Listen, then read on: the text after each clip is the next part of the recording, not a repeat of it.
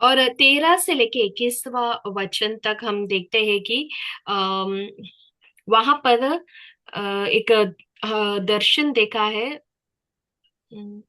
പതിനാറ്. ഫസ്റ്റ് ഒന്നുകൂടെ പറയാമോ? യാ, വചൻ. ആ 13 തൊട്ട് 21 വരെയുള്ള ആ വാക്യത്തിന്റെ അകത്ത് ഭയാനകമായിട്ടുള്ള ഒരു ഒരു രൂപം. അപ്പോൾ തന്നെ യൂപ്രട്ടസ് നദിയുടെ 4 കോണുകളിലും ബന്ധിച്ചിരുന്ന 4 ദൂതന്മാരെ പുറത്തു വിടുന്നു. അത് കഴിഞ്ഞിട്ട് 20 കോടിയിലധികമായിട്ടുള്ള ഒരു കുതിരപ്പട പുറപ്പെടുന്നു. അപ്പം ആ അതിന്റെ രൂപങ്ങൾ അത് ചെയ്യുന്നത് ആ, മൂന്നിലൊന്ന് ജനം മരിക്കുന്ന തക്കതായ രീതിയിലുള്ള കാര്യങ്ങൾ ആ ഈ ഭാഗത്തിൽ നമ്മൾ കാണുവാനിടയായി. और 9वां अध्याय, प्रकाशित वाक्य 9वां अध्याय, उसका 13 वचन से लेके 21वां वचन में हमने पिछली क्लास में देखा है कि फरात, जो नदी है, यूफ्रेटिस. फुरात नदी से जो है चार एंजल्स को, दुनिया के 4 कोने में से जो है एंजल्स को रिलीज किए। फिर 20 लाख घोड़ों को जो है छोड़ा। उनके काम था कि 1/3 लोग जो पृथ्वी में उनको जो है मार गिराया।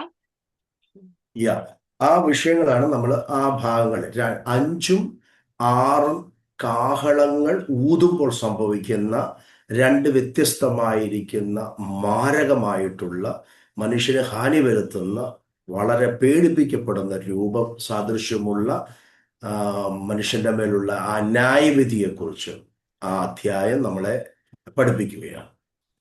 और ये 9वां अध्याय में जो है 5वां और ചട്ടു. 6वां तुरहियां फूकने के बाद जो हानिकारक रूप और जो ये दो भयानक चीजें, जो न्याय है पृथ्वी पर होता है, उसके उस घटनाओं के विषय में हमने अध्ययन किया है।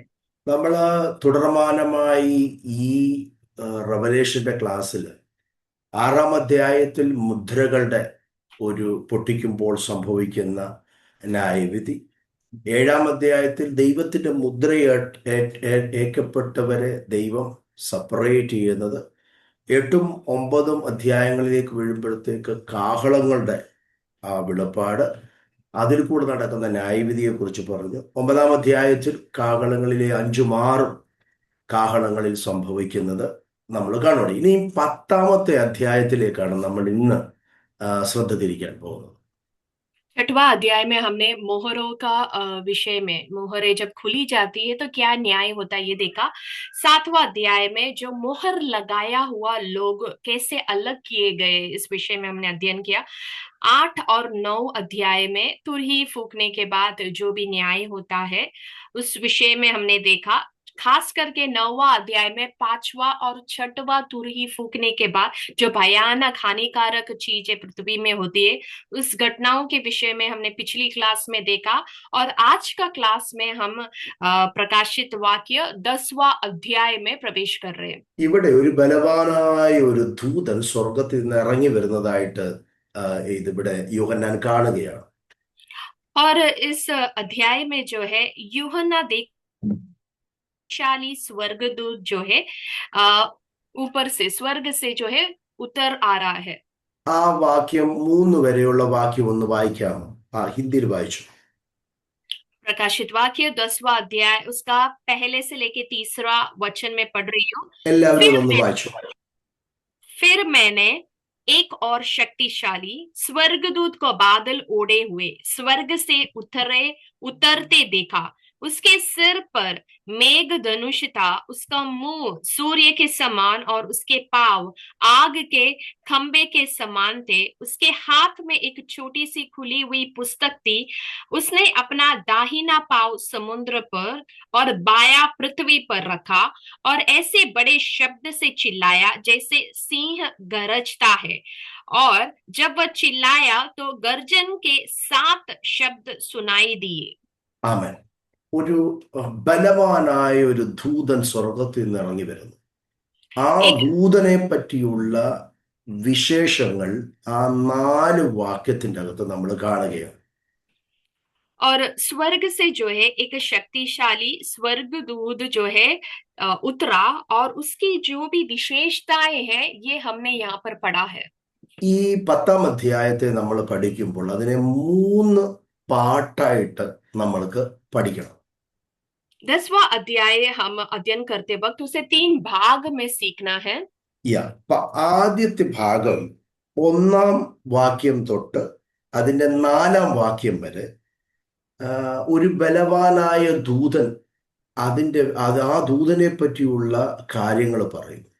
അവിടെ നമ്മൾ പഠിക്കും ഈ ബലവാനായ ദൂതൻ ആരാണ്. और हम सबसे पहला भाग में देखते हैं 10वां अध्याय का पहला वचन से लेके चौथे वचन तक। ये जो स्वर्ग से उतरा हुआ शक्तिशाली स्वर्गदूत कौन है ये देखते हैं, उसकी विशेषता। രണ്ടാമതായി നമ്മൾ പഠിക്കും അതിൻ്റെ 5 മുതൽ 7 വരെയുള്ള വാക്യത്തിൽ ഈ ദൂതൻ ചില പ്രഖ്യാപനങ്ങൾ പറയുന്നുണ്ട്, ഘോഷിക്കുന്നുണ്ട്.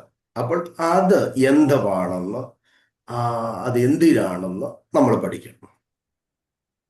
फिर हम दूसरे भाग में देखेंगे कि जो 5वां वचन से लेके 7वां वचन तक है, ये दूत कुछ घोषणाएं करते हैं। वो घोषणाएं क्या है और क्यों करते हैं, इस विषय में हम अध्ययन करें। 8 മുതൽ 11 വരെയുള്ള ആ ഭാഗത്തിൽ ഈ ദൂതൻ യോഹന്നാന് ചില നിർദ്ദേശങ്ങൾ കൊടുക്കുന്നുണ്ട്.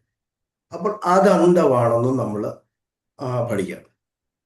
और फिर 8वां वचन से लेके 11वां वचन तक ये स्वर्गदूत यूहन्ना को कुछ निर्देशन देते हैं। वो निर्देशन क्या है, इस विषय में हम अध्ययन करेंगे। ഓക്കെ, അപ്പൊ ആദ്യം ഈ ബലവാനായ ദൂതൻ ആരാണെന്ന് നമ്മൾ പഠിക്കാൻ പോവുകയാണ്. सबसे पहले हम देखेंगे कि ये शक्तिशाली स्वर्गदूत कौन है।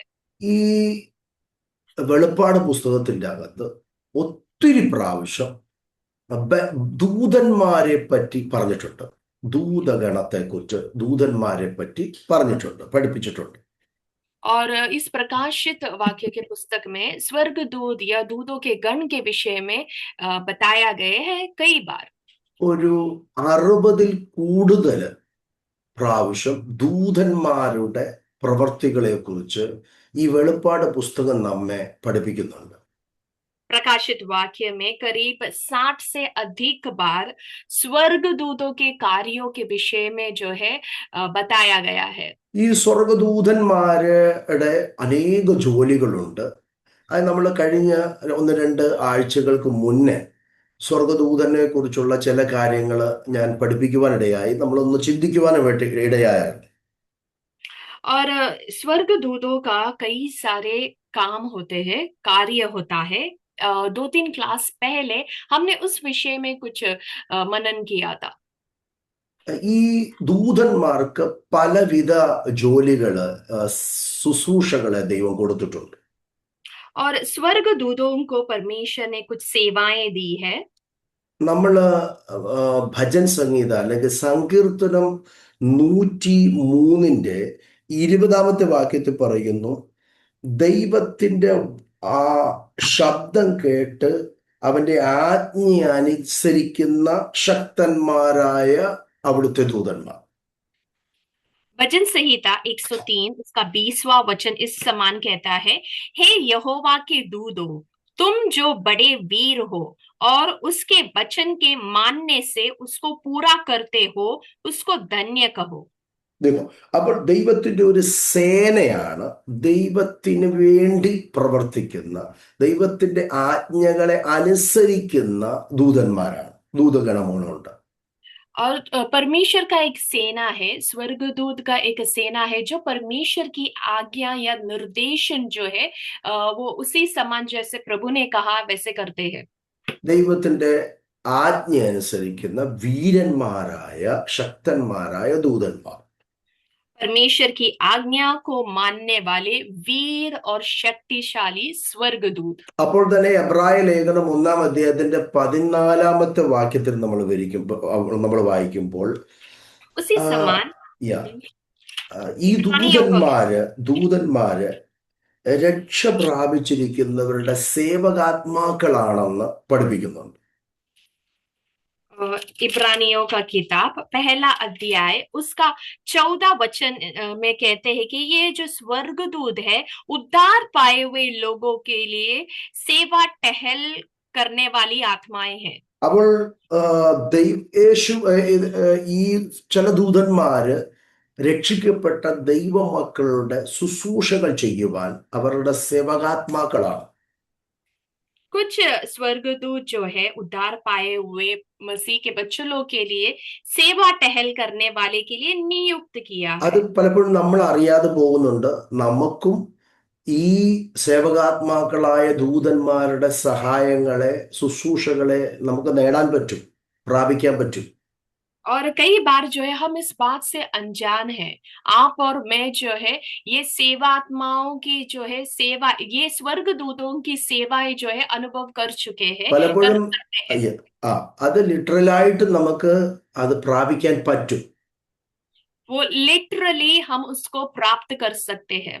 പലപ്പോഴും നമ്മൾ അറിയാതെ തന്നെ ഈ സേവകാത്മാക്കളായ ദൂതന്മാര് നമ്മളെ സഹായിക്കുന്നുണ്ട് പലവിധ വിപത്തുകളിൽ നിന്ന്, പ്രയാസങ്ങളിൽ നിന്നൊക്കെ. അത് നമ്മൾ അറിയുന്നില്ല. और कई बार जो है आप और मैं इन जो ये दूतों की सहायताओं को, सेवाओं को अनुभव किया है। कई बार जो है हम इन बातों से अनजान रह चुके हैं। ഈവൻ നമ്മുടെ യേശു കർത്താവിന്റെ സമയത്തും കർത്താവിനെ ശുശ്രൂഷിക്കാനും ഈ ദൂതന്മാർ ഇറങ്ങി വന്നിട്ടുണ്ട്. और हम वचन में देखते हैं कि यीशु प्रभु को सहायता करने के लिए स्वर्गदूत जो सेवात्माएं हैं ये उतर कर आए हैं। പരീക്ഷിക്കപ്പെടുന്ന യേശുവിനെ 40 രാവും 40 പകലും തൻ്റെ ആ ഉപവാസ പ്രാർത്ഥനയുടെ സമയങ്ങളിലൊക്കെ ഈ ദൂതന്മാർ തന്നെ ശുശ്രൂഷിക്കുന്നതായിട്ടും നമ്മൾക്ക് കാണാൻ കഴിയുന്നുണ്ട്. यीशु मसीह जब वो परीक्षा में थे 40 दिन और रात, उस वक्त यीशु मसीह को सेवा करने के लिए स्वर्गदूत उतर आए हैं। പല പല മേഖലകളിൽ നമുക്കത്. അപ്പോൾ ഈ ദൂതന്മാരുടെ പലവിധ ശുശ്രൂഷകളുണ്ട്. स्वर्गदूतों का कई प्रकार की सेवाएं हैं। അപ്പോൾ ഇവിടെ കാണുന്ന ഈ ദൂതനെ പറ്റി പറയുന്നത് ബലവാനായ ഒരു ദൂതനാണ്. यहाँ पर बताया गया स्वर्गदूत बलवान है, शक्तिशाली है। ശക്തിശാലി. അപ്പം ഒരു ബലവാനായ മറ്റൊരു ദൂതൻ സ്വർഗത്തിൽ നിന്ന് ഇറങ്ങുന്നത് ഞാൻ കാണുകയാണ്. यूहन्ना कहता है कि एक शक्तिशाली स्वर्गदूत को स्वर्ग से उतरते हुए मैंने देखा। അപ്പം ഈ ദൂതന്റെ 7 വിധ പ്രത്യേകതകൾ ആ 4 വാക്യത്തിന്റെ അകത്ത് എഴുതി വെച്ചിരിക്കുകയാണ്. और ये स्वर्गदूत का 7 खासियत पहले 4 वचन में बताया है। അപ്പം ഈ ദൂതൻ ഒരു പ്രത്യേകമായിട്ടുള്ള ഒരു ദൂതനാണ്. और ये स्वर्गदूत एक खास स्वर्गदूत है।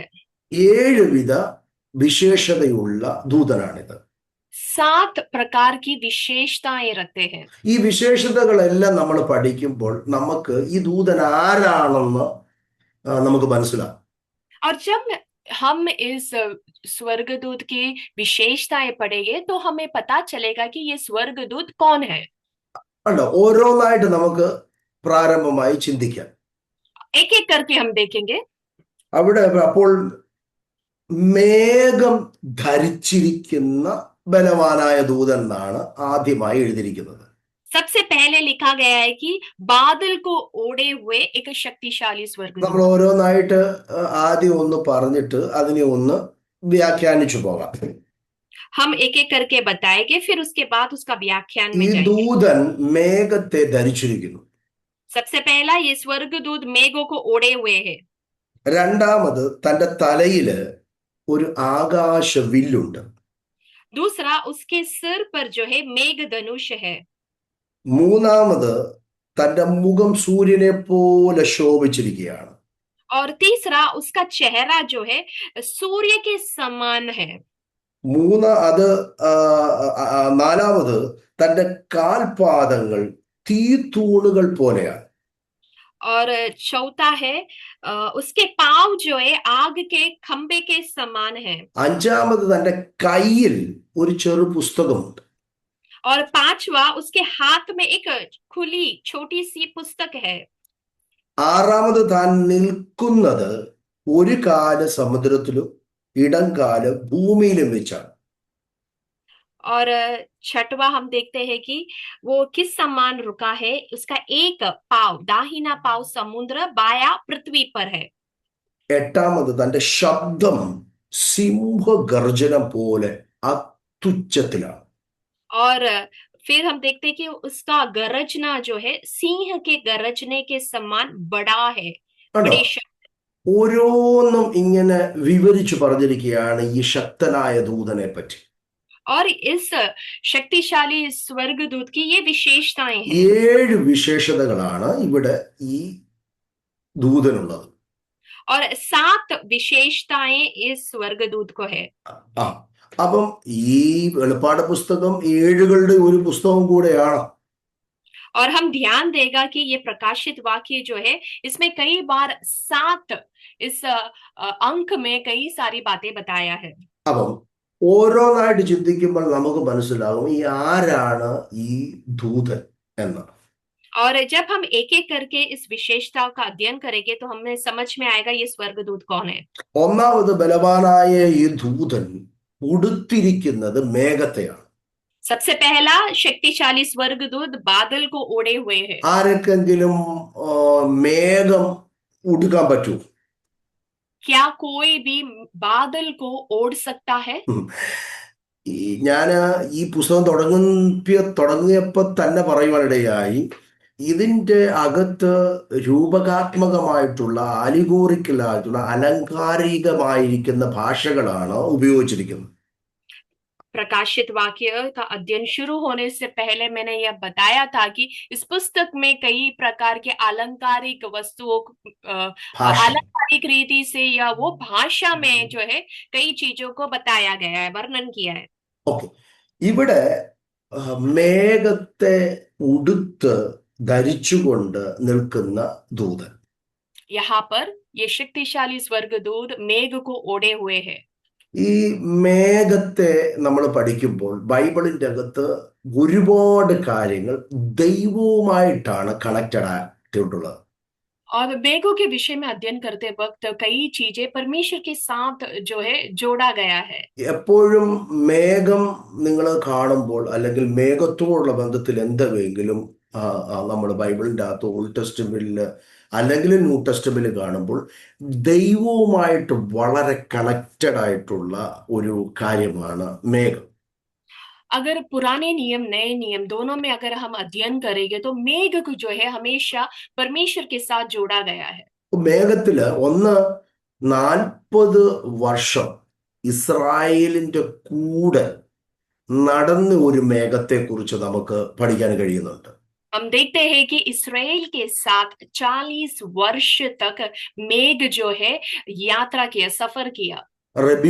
റബികളുടെ അഭിപ്രായത്തില് അതിന് കൊടുത്തിരിക്കുന്ന പേര് ഷക്കേന. ഷക്കേന और रब्बी उन लोगों के भाषा में इस मेघ को जो मेघ को शेखेना के नाम से जाना जाता है। that's a rabbinic word or a rabbinic language. तो वो അതിന് ഷക്കേന എന്ന് പറയുന്നത് അത് മേഘം ഇസ്രായേലിന്റെ കൂടെ 40 വർഷം മരുഭൂമിയിൽ സഞ്ചരിക്കുവാനിടയായി. मेघ जो है इसराइल लोगों के साथ 40 वर्ष तक यात्रा किया। അതിനെ ട്രാൻസ്ലേറ്റ് ചെയ്ത് അതിനെ വീണ്ടും പഠിക്കുമ്പോൾ അത് ഗ്ലോറി ആയിട്ട് ദൈവത്തിന്റെ മഹത്വമായിട്ട് നമുക്ക് വർണ്ണിക്കാൻ പറ്റും. और उसका अध्ययन करते वक्त हम उसे परमेश्वर की महिमा या ग्लोरी करके हम देखते हैं। ഇറങ്ങി വന്ന ദൈവത്തിന്റെ മേഘം ആ മഹത്വമുണ്ട്. और उतर आया हुआ परमेश्वर का मेघ या महिमा है। ഈ മേഘം ആ ഇസ്രായേലിന്റെ ജീവിതത്തിൽ ഒരുപാട് അനുഗ്രഹമായി വെളിപ്പെടുന്നുണ്ട്. और यही मेघ जो है इसराइलियों के जीवन में कई प्रकार में आशीष करके आशीषित हुआ है। ഫറവോന്റെ മുന്നിൽ ഈ മേഘം ഒരു അഗ്നിയായിട്ട് നിന്ന് അവരെ തമ്മിൽ വേർതിരിപ്പിക്കുവാനിടയായി. അവിടെ ഒരു വിടുതലിന് വേണ്ടി ഇറങ്ങിയ മേഘം 40 വർഷം പകൽ മേഘസ്തംഭവുമായും രാത്രിയിൽ അഗ്നിസ്തംഭവുമായി മാറിയ മേഘം നമുക്ക് കാണാൻ കഴിയുന്നുണ്ട്. और हम देखते हैं कि ये फरो के सामने एक छुटकारा के लिए ये मेघ जो है एक अग्नि के समान ठहरा, ताकि इसराइलियों को एक डिलीवरेंस मिले। उसके बाद हम देखते हैं कि इसराइली लोग मरुभूमि में यात्रा करते वक्त 40 वर्ष तक मेघ का खंबा बादल बन के बादल रात को खंबा बनकर जो है उनके संग यात्रा किया। യാ അവിടെ മരുഭൂമി യാത്രയിലെ പകലിൽ കൊടുംചൂടിനെ ആ, ആ, തരണം ചെയ്യുവാൻ, അല്ലെങ്കിൽ അവിടെ അവർക്ക് തണലായി മാറിയ മേഘം നമുക്ക് കാണാൻ കഴിയുന്നുണ്ട്. हम देखते हैं कि ये मेघ जो है इसराइलियों को, जो मरुभूमि में यात्रा कर रहे, जहां पर बहुत ज्यादा कड़ी धूप है, वहां पर ये मेघ उनके लिए एक छाव बन गया। രാത്രിയില് അവർക്ക് ആ, രാത്രി മരുഭൂമിയുടെ അവസ്ഥ എന്ന് പറയുന്നത് കൊടും തണുപ്പാണ്. പകല് ഭയങ്കര ചൂടാണെങ്കിൽ മരുഭൂമി രാത്രിയാകുമ്പോൾ തണുപ്പും അപ്പോൾ തന്നെ കൂരിരുട്ടുമായിരിക്കും. അവിടെ അവർക്ക് ഈ മേഘം വെളിച്ചമായി അവർക്ക് ആ, ആ, ആ, ആ, അവർക്ക് ചൂടായും അവരെ സംരക്ഷിക്കുന്ന മേഘമായിട്ട് നമുക്ക് കാണാൻ പറ്റുന്നുണ്ട്. और हम देखते हैं कि दिन के समय जब मरुभूमि में बहुत कड़ी धूप होता है, गर्मी का अनुभव है, उसी समय जब रात का समय आता है तो टेम्परेचर जो है गिर जाता है, बहुत ज्यादा ठंड होता है और घोर अंधकार होता है। उस वक्त ये मेघ जो है इसराइलियों को एक उजियाला देता है और साथ में उनको संरक्षण देता है। ഒരു രീതി പറഞ്ഞ വഴികാട്ടിയായ ഒരു ഒരു ലൊക്കേഷൻ മാപ്പിൽ കൂടെ ഈ മേഘം അവരെ നയിക്കുന്നുണ്ട്, മേഘം അവരെ സൂക്ഷിക്കുന്നുണ്ട്. അപ്പോൾ തന്നെ ഈ മേഘം അവർക്ക് സംരക്ഷണം നൽകുന്നുണ്ട്. हम देखते हैं कि ये मेघ जो है इसराइलियों के लिए एक अगुवाई, एक गाइडिंग फैक्टर बना, एक लोकेशन मैप जैसा बना, उनको संरक्षित किया। ആമേൻ. അപ്പോൾ തന്നെ ദൈവം സീനായിൽ മേഘത്തിൽ ഇറങ്ങി വരുവാനിടയായി. और फिर हम देखते हैं कि परमेश्वर जो है सीनाई में, सीनाई पर्वत पर मेघों में होकर उतरा। 19-ാം അധ്യായം അതിന്റെ എക്സോഡസിലേക്ക് നമ്മൾ വരുമ്പോൾ, പുറപ്പാട് പുസ്തകം 19 വരുമ്പോഴത്തേക്ക് അവിടെ വ്യക്തമായിട്ടുള്ള ഒരു വാക്യം 9-ാമത്തെ വാക്യത്തിന്റെ അകത്തുണ്ട്. അവിടെ 19:9. और हम जब निर्गमन का किताब उसका 19 अध्याय उसका 9वां वचन, एक्सोडस चैप्टर 19:9, वहां पर लिखा है, तब यहोवा ने मूसा से कहा, सुन, मैं बादल के अंधियारे में होकर तेरे पास आता हूँ, इसलिए कि जब मैं तुझसे बातें करूं तब वे लोग सुने और सदा तुझ पर विश्वास करें। ആ മേഘതമസിൽ നിന്റെ അടുക്കൽ വരുന്നു എന്ന് ദൈവം അരുളി ചെയ്യുകയാണ്. അവർ, ദൈവജനം, ആ മോശയെ വിശ്വസിക്കുവാൻ, ദൈവത്തെ വിശ്വസിക്കുവാൻ, അത് കാൺകെ, അവർക്ക് ലിറ്ററലായി കാൺകെ മേഘത്തിൽ അവരുടെ അടുക്കൽ വരുന്നതായിട്ട് പറയുകയാണ്. हम देखते हैं कि इस्राएली लोग मूसा पर और परमेश्वर पर विश्वास करने के लिए परमेश्वर बादल में उनके आंखों के सामने उतर आया। അവിടെ വളരെ വ്യക്തമായ ഒരു കാര്യം, സീനായിൽ ഇറങ്ങി വന്ന ആ മേഘം, സീനായിലേക്ക് ഇറങ്ങി വന്നപ്പോൾ ദൈവം ആ മേഘത്തിൽ ഇറങ്ങി വരികയാണ്. പർവ്വതം മുഴുവനെ വിറയ്ക്കുകയാണ്. ആ പർവ്വതത്തിലേക്ക് മോശയെ ദൈവം വിളിക്കുമ്പോൾ 24-ന്റെ 15-ഉം 11-ഉം 16-ഉം വാക്യത്തിൽ വരുമ്പോഴത്തേക്ക് അവിടെ പറയുകയാണ്, അങ്ങനെ മോശ പർവ്വതത്തിൽ കയറിപ്പോയി, ഒരു മേഘം പർവ്വതത്തെ പൂർണ്ണമായി മൂടി. और निर्गमन 24 उसका 15, 16, 17 वचन में जब परमेश्वर सीनाई पर्वत पर मेघों पर जब उतरा, वो पर्वत पूरा कांपने लगा। और परमेश्वर ने जब मूसा को पर्वत पर चढ़ आने के लिए कहा, तो जब तब क्या हुआ कि मेघ, वो जो बादल जो है उस पर्वत को पूरी तरह से घेर लिया, छाया। 16-ാമത്തെ വാക്യത്തിൽ യഹോവയുടെ തേജസ് സീനായി പർവ്വതത്തിൽ ആവസിച്ചു, മേഘം 6 ദിവസം അതിനെ മൂടിയിരുന്നു. അവൻ 7-ാം ദിവസം മേഘത്തിന്റെ നടുവിൽ നിന്ന് മോശയെ പിടിച്ചു. और हम देखते हैं 24 अध्याय, निर्गमन 24 अध्याय उसका 16 वचन। तब यहोवा के तेज ने सीनै पर्वत पर निवास किया और बादल उस पर 6 दिन तक छाया रहा, और 7वें दिन उसने मूसा को बादल के बीच में से पुकारा। അപ്പൊ മേഘം പഴയ നിയമത്തിൽ ദൈവത്തിനോട് കണക്റ്റഡ് ആയിരിക്കുന്ന വിഷയത്തെ നമുക്ക് പഠിപ്പിച്ചു തരുന്നുണ്ട്. मेघ നോ जो है पुराने नियम में परमेश्वर से कनेक्टेड है। ആ അവിടെ എന്നാൽ പുതിയ നിയമത്തിൽ വരുമ്പോഴോ നമ്മുടെ കർത്താവ് സ്വർഗാരോഹണം ചെയ്യുമ്പം അവൻ മേഘത്തിൽ, അവിടെ വായിക്കുന്നത് 9-ാമത്തെ വാക്യം അപ്പോസ്തല പ്രവൃത്തി 1:9 വായിക്കുകയാണ്. ഇത് പറഞ്ഞ ശേഷം അവൻ ആരോഹണം ചെയ്തു, ഒരു മേഘം അവനെ മൂടിയിട്ട് അവൻ അവരുടെ കാഴ്ചയ്ക്ക് മറഞ്ഞു. प्रेरितों का യേശുവിന്റെ യാ 1:9.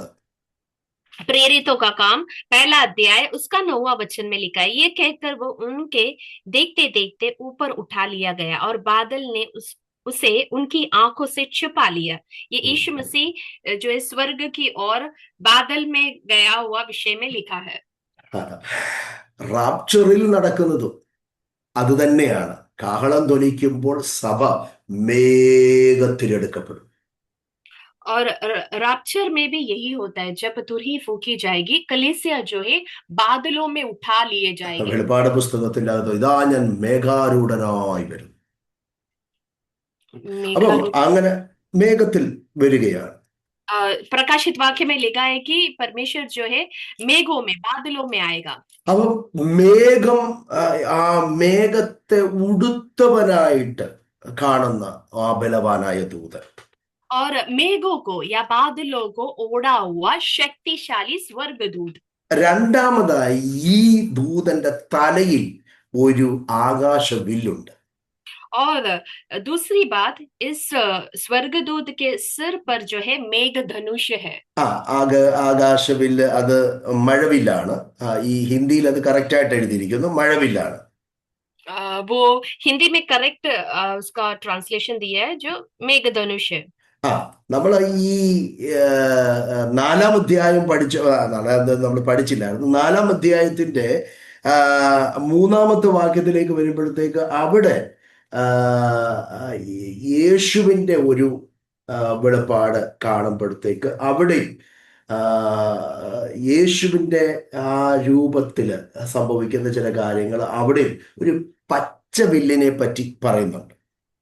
और प्रकाशित वाक्य 4 अध्याय उसका 3 वचन में यीशु मसीह के विषय में वहां पर वर्णन करते वक्त एक हरा रंग का मेघ धनुष के विषय में बताया है। സ്വർഗത്തിന്റെ സിംഹാസനത്തിന്റെ വിഷയങ്ങൾ, സ്വർഗീയ അനുഭവത്തെ കുറിച്ച് കാണുമ്പോൾ അവിടെ ഒരു പച്ച വില്ലിനെ കുറിച്ച് നമ്മൾ പറയുന്നുണ്ട്, അവിടെ കാണുന്നുണ്ട്.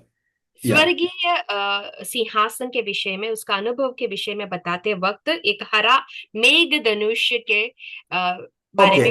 സമയത്തിന്റെ പരിമിതി മൂലം നമ്മൾ അതങ്ങ് വേഗത്തിൽ പോവാം. ന്യായവിധിയിൽ ജലപ്രളയത്താൽ ഭൂമിയെ മുഴുവൻ നോഹയുടെ സമയത്ത് ദൈവം ന്യായം വിധിക്കുമ്പോൾ അവരിൽ നിന്നും ഒരു ഭവനത്തെ മാത്രം വിടുവിച്ച് അവർ പുറത്തു വരുമ്പോഴത്തേക്ക് അവരോട് ദൈവം ഒരു അടയാളം വെക്കുന്നുണ്ട്. അതാണ് ആ വില്ല്, ആകാശ വില്ല് ദൈവം വെക്കുകയാണ്. അത് ദൈവത്തിന്റെ ഒരു अടയാളമായിട്ട് നിലകൊള്ളുകയാണ്. और हम देखते हैं कि न्याय, जब परमेश्वर पृथ्वी पर न्याय करते हैं, नूह के समय पर बहुत सारे परिवारों का नाश हुआ, केवल एक ही परिवार को परमेश्वर ने उस न्याय से बचाकर बाहर लेके आया। उसके पश्चात परमेश्वर ने एक चिन्ह को आकाश में दिखाया, जो मेघ धनुष है, रेनबो है। ആമേൻ. അത് ദൈവത്തിന്റെ ഒരു അടയാളമാണ്. ഈ മഴവില്ല് ദൈവത്തിന്റെ അടയാളമായിട്ടാണ് നമ്മൾ കാണുന്നത്. और ये मेघ धनुष जो है परमेश्वर का चिन्ह करके हम देखते हैं। അത് കഴിഞ്ഞിട്ട് ഈ ദൂതന്റെ മുഖത്തെ പറ്റിയാണ് പറയുന്നത്. സൂര്യനെ പോലെ ആ മുഖം കാണുകയാണ്. फिर उसके पश्चात ये जो स्वर्गदूत का मुंह के विषय में लिखा है कि वो सूर्य के समान है। ഇത് നമ്മൾ ഒന്നാം അധ്യായത്തിന്റെ 16-ാമത്തെ വാക്യം ഒന്ന് വായിച്ച്. ഒന്നാം അധ്യായത്തിന്റെ 16-ാമത്തെ വാക്യം. पहला अध्याय, प्रकाशित वाक्य पहला अध्याय 16वां वचन। वह अपने दाहिने हाथ में 7 तारे लिए हुए था और उसके मुख मुख से तेज दोधारी तलवार निकलती थी। उसका मुंह ऐसा प्रज्वलित था जैसे सूर्य कड़ी धूप के समान चमक। യേശുവിന്റെ തേജസ്കരിക്കപ്പെട്ട ആ വെളിപ്പാട് യോഹന്നാൻ ഒന്നാം അധ്യായത്തിൽ കാണുമ്പോൾ യേശുവിന്റെ മുഖം സൂര്യകിരണമായി, അല്ലെങ്കിൽ സൂര്യനെ പോലെ തേജസ്കരിക്കപ്പെട്ട ഒരു മുഖം. तेजस करी के ആ हिंदी മഹിമ അത് തന്നെ, തേജോമയ. तेजोमय, ओके। तेजोमय यीशु मसीह का चेहरा जब यूहन्ना दर्शन में देखते हैं तो उसका वर्णन इस समान करता है कि वो सूर्य से भी जो है, सूर्य जो कड़ी धूप के समय चमकता है उस समान प्रज्वलित था। അപ്പം അതിന്റെ ആ ദൂതന്റെ കാല് കണ്ടോ?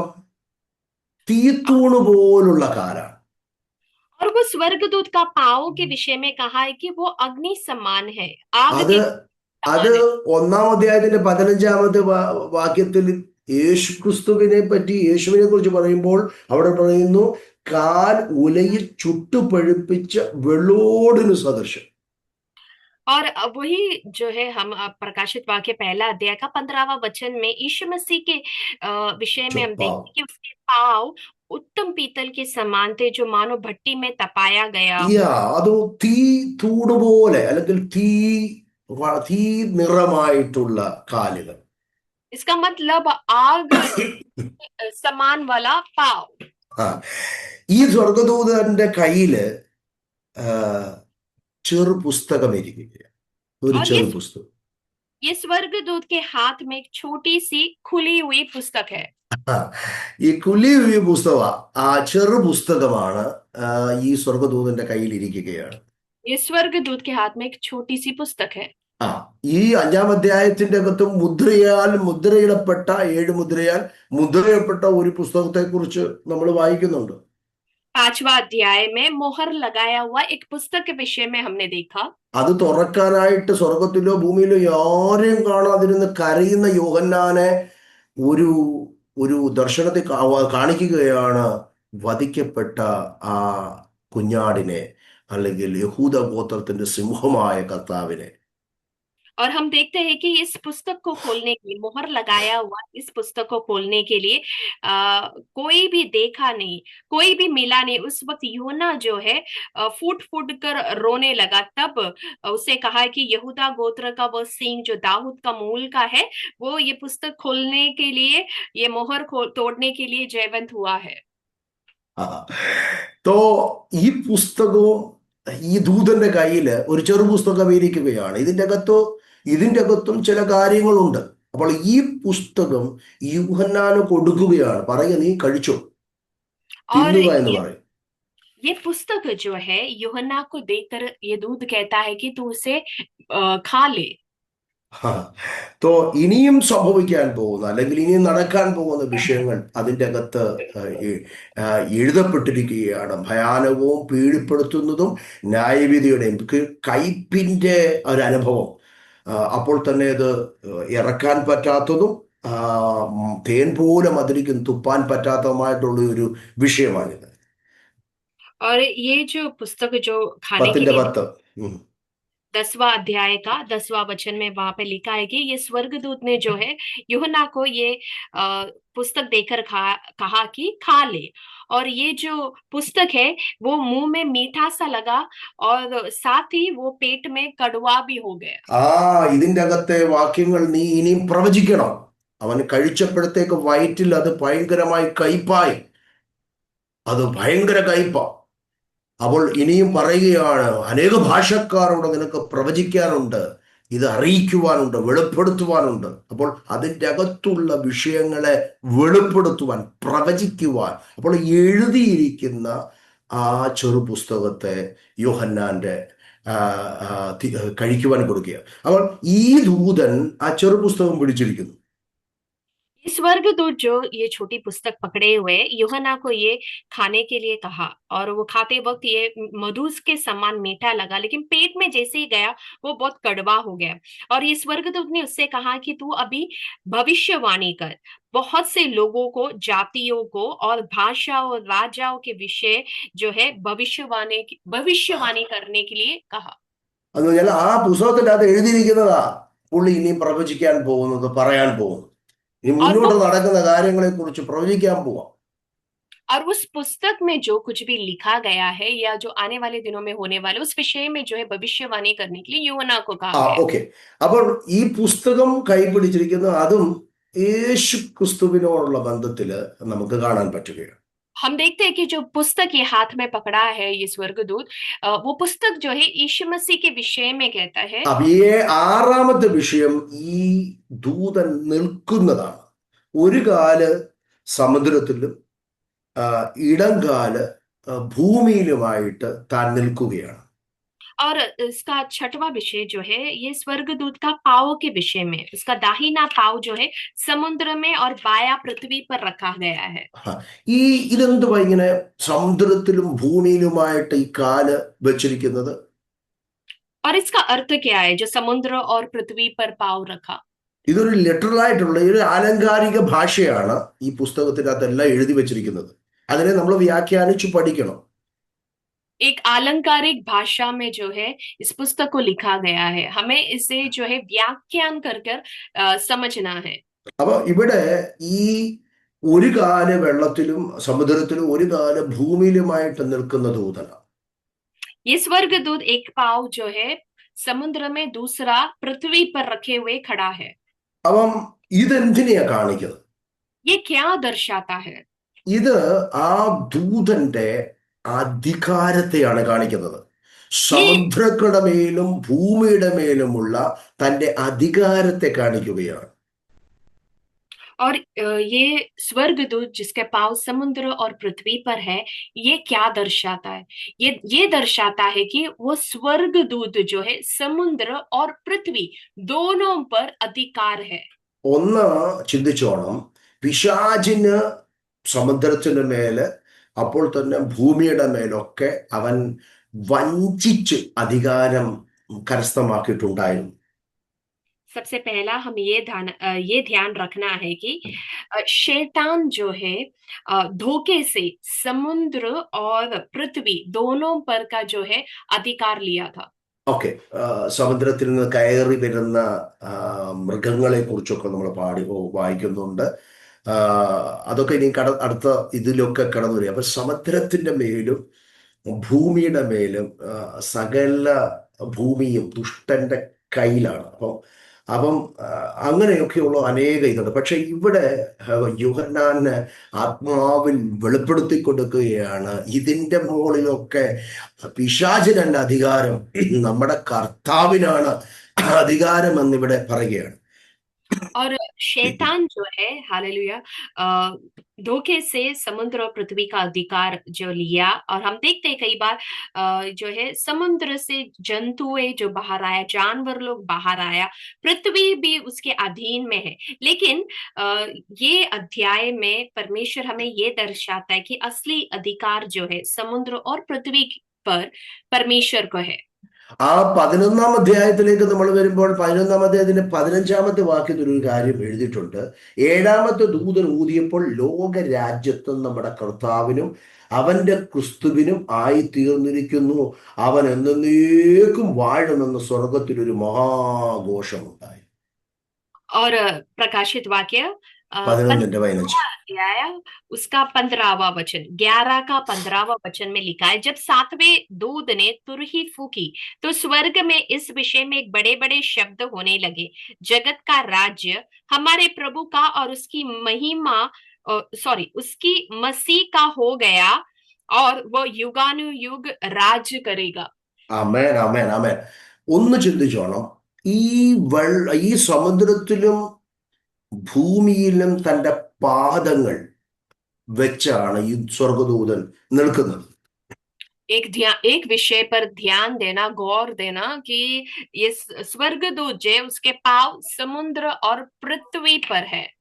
ഇത് നമ്മൾ അതിനെ ഒന്നുകൂടെ ഒന്ന് വ്യക്തമായി അറിയണമെന്നുണ്ടെങ്കിൽ ജോഷുവയുടെ പുസ്തകത്തിലേക്ക് വരുമ്പോൾ ഒന്ന് മുതൽ മൂന്ന് വരെയുള്ള വാക്യങ്ങൾ നമ്മൾ വായിക്കുമ്പോഴത്തേക്ക് ദൈവം യോശുവയോട് പറയുന്ന ഒരു കാര്യമുണ്ട്. നിങ്ങളുടെ ഉള്ളങ്കാൽ ചവിട്ടുന്ന സ്ഥലമൊക്കെയും ഞാൻ മോശയോട് കൽപ്പിച്ചതുപോലെ നിങ്ങൾക്ക് തന്നുമിരിക്കുന്നു. यहोशू का पुस्तक में जब आएंगे पहला अध्याय उसका पहला से लेके तीसरा वचन, उस उसके वचन के अनुसार जो मैंने मूसा से कहा, अर्थात जिस जिस स्थान पर तुम पाँव धरोगे वह सब मैं तुम्हें देता हूं. അപ്പൊ അധികാരത്തെ ആണ് കാണിക്കുന്നത്, അവകാശത്തെയാണ് കാണിക്കുന്നത്. ഈ രണ്ട് കാലുകളും വെച്ചുള്ള ആ ദൂതന്റെ നിൽപ്പ്. ये दूत का दो पाँव में खड़े रहना अधिकार को दर्शाता है. ആ ആ രണ്ടാം സങ്കീർത്തനത്തിലേക്ക് വരുമ്പോഴത്തേക്ക് അതിന്റെ 6 മുതൽ 8 വരെയുള്ള വാക്യത്തിൽ വായിക്കുമ്പോഴത്തേക്ക് എന്റെ വിശുദ്ധ പർവ്വതമായ സിയോനിൽ ഞാൻ എന്റെ രാജാവിനെ വാഴിച്ചിരിക്കുന്നു. ഞാനൊരു നിർണയം പ്രസ്താവിക്കുന്നു. യഹോവ എന്നോട് അരുളിച്ചത്, നീ എൻ്റെ പുത്രൻ, ഇന്ന് ഞാൻ നിന്നെ ജനിപ്പിച്ചിരിക്കുന്നു. എന്നോട് ചോദിച്ചുകൊള്ളു, ഞാൻ നിനക്ക് ജാതികളെ അവകാശമായും ഭൂമിയുടെ അറ്റങ്ങളെ കൈവശമായും തരും. ഇരുമ്പുകോൽ കൊണ്ട്. അപ്പം ആ രാജ്യത്വം, അധികാരം, പദവി, അവകാശം ഈ വാക്യങ്ങളിലാത്തെല്ലാം നമുക്ക് കാണാൻ കഴിയുകയാണ്.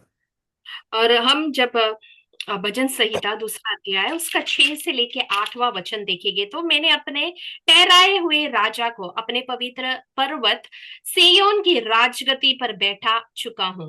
मैं उस वचन का प्रचार करूंगा जो यहोवा ने मुझसे कहा, तू मेरा पुत्र है, आज तू मुझसे उत्पन्न हुआ. मुझसे मांग और मैं जाति जाति के लोगों को तेरी सम्मति होने के लिए और दूर दूर के देशों को तेरी निज भूमि बनने के लिए दे दूंगा. ये जो वचन है अधिकार या पद अवकाश को दर्शाता है. ആമേൻ. അപ്പോൾ ഇതിന് ഭൂമിയുടെ മേലും സമുദ്രത്തിന് മേലും സകലത്തിന്മേലും അധികാരം. അതുകൊണ്ടാണ് സ്വർഗത്തിലും ഭൂമിയിലെ സകല അധികാരം എനിക്ക് ലഭിച്ചിരിക്കുന്നത്. അപ്പോൾ കർത്താവിന്റെ അധികാരത്തെക്കുറിച്ച്, അവന്റെ രാജ്യത്വത്തെക്കുറിച്ചുള്ള വെളിപ്പാട് ഈ ദൂതന്റെ നിൽപ്പിൽ നമ്മൾ കാണുകയാണ്. ये स्वर्ग दूत का दो पाँव में खड़े रहना क्या दर्शाता है? समुद्र, पृथ्वी और सभी बातों में प्रभुता करने के लिए, राज्य करने के लिए हमारा परमेश्वर ठहराया गया है. അബി ഏഴാമത്തെ ഈ സ്വർഗദൂതന്റെ അല്ലെങ്കിൽ ബലവാനായ ദൂതന്റെ യോഗ്യത അവന്റെ ശബ്ദമാണ്, ദൂതന്റെ ശബ്ദം. और ये जो 7वां विशेषता जो ये स्वर्गदूत का है उसका शब्द में है. സിംഹം അലറും പോലെ അത്യുച്ചത്തിലാണ്. और हम देखते हैं कि सिंह जैसे गरजता है वैसे बड़े शब्द में वो चिल्लाता है. ഈ മുഴക്കം കൊണ്ട് ഭയങ്കര മുഴക്കത്താൽ ഞാൻ എഴുതുവാൻ ഭാവിച്ചു. और उसने 7 ഇടിനാദമുണ്ടായി, നാദം മുഴങ്ങി. അപ്പം 7 ഇടിയും നാദം മുഴങ്ങിയപ്പോൾ ഞാൻ എഴുതുവാൻ ഭാവിച്ചു. അതിൽ നമ്മൾ വയ്യാക്കിയത് അപ്പോൾ ഒരു ഭയങ്കര ശബ്ദത്തോടെ സിംഹഗർജനമായ സൗണ്ട്. हम यहाँ पर देखते हैं ये स्वर्गदूत जो है बड़े शब्द में गरजाते, सिंह के गरजने का जैसा चिल्लाते हैं. और उसका जो चिल्लाना जो है वो 7 गर्जन के समान शब्द सुनाई दी. और जैसे ഓക്കെ, ये हुआ यूहन्ना लिखने लगा. സിംഹഗർജനം അത് 5-ാം അധ്യായം നമ്മൾ സ്വർഗത്തിലെ ആ ദർശനം കാണുമ്പോൾ മുദ്ര പൊട്ടിക്കുവാൻ യോഗ്യനായത് ആരെന്ന് വിളിച്ചു പറയുമ്പോൾ യഹൂദ ഗോത്രത്തിലെ സിംഹവും ദാവീദിന്റെ വേരുമായവൻ പുസ്തകം അതിലെ മുദ്ര പൊട്ടിപ്പാനും തുറക്കുവാനും യോഗ്യനെന്ന് വിളിച്ചു പറയുന്നു. और हम देखते हैं प्रकाशित वाक्य 5वां अध्याय का पहले से कुछ वचन में जब ये पूछा गया कि ये पुस्तक खोलने को योग्य कौन है, तब 5वां वचन में लिखा है कि प्राचीनों में से कुछ ने कहा कि मत रो, यहूदा के गोत्र वो सिंह जो दाऊद का मूल का है वो उस पुस्तक को खोलने और उसके 7 मुहरों को तोड़ने के लिए जयवंत हुआ है. ഈ ഈ യോഗ്യതയെല്ലാം വെച്ച് നോക്കുമ്പോൾ ഇത് നമ്മുടെ കർത്താവായ യേശുക്രിസ്തുവാണ്. और ये सारी विशेषताओं को जब हम अध्ययन करते, जब आते हैं, तो हमें ये पता चलता है कि ये स्वर्गदूत जो है हमारा यीशु प्रभु है। ആമേൻ. കർത്താവായ യേശു ക്രിസ്തുവാണ് ഈ സ്വർഗദൂതനായി ബലവാനായ ദൂതൻ എന്ന ആ ഒരു വിഷയം നമ്മൾ ആദ്യമേ അറിയണം. और सबसे पहले हमें ये समझना है कि ये सारे अध्ययन के बाद, ये स्वर्गदूत की विशेषताएं पढ़ने के बाद, ये स्वर्गदूत जो है हमारा यीशु मसीह है। ഞാൻ പറഞ്ഞല്ലോ, പലപ്പോഴും ആ, പഴയ നിയമത്തില് ആ, ഈ ദൂതന്മാരുടെ പ്രത്യക്ഷത ഉണ്ടായിട്ടുണ്ട്. അവിടെ ഒക്കെയും നമ്മൾ പല സ്ഥലങ്ങളിൽ വായിക്കുന്നത് ആ, അത് യഹോവയായിരുന്നു.